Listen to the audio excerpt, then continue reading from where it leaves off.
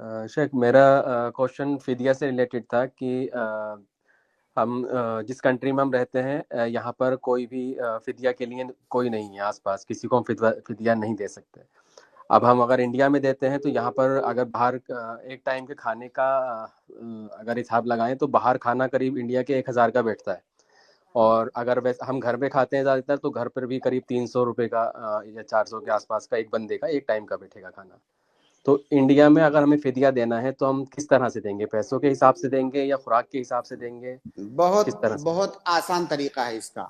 मिसाल के तौर पर आप अपने घर में क्या खाते हैं? आप अपने घर में गोश्त रोटी खाते हैं या दाल रोटी खाते हैं? जाहिर है कुछ ना कुछ तो खाते होंगे। एवरेज क्या खाते हैं?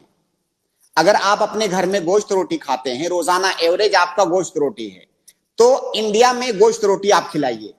अब वो हो सकता है ब्रिटानिया में गोश्त रोटी की कीमत कुछ और हो, इंडिया में कुछ और हो। आपको कीमत नहीं देखना है।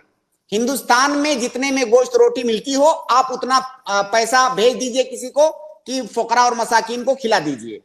तो आपको पैसा नहीं देखना है, आपको यह देखना कि उमूमन आप क्या खाते हैं, वही खाना आप फकरा और मसाकीन को खिलाइए। चाहे अपनी कंट्री में खिलाइए अगर वहां मुयस्सर हैं लोग, तो अगर वहां लोग मुयस्सर नहीं है तो दूसरी कंट्री में खिलाइए।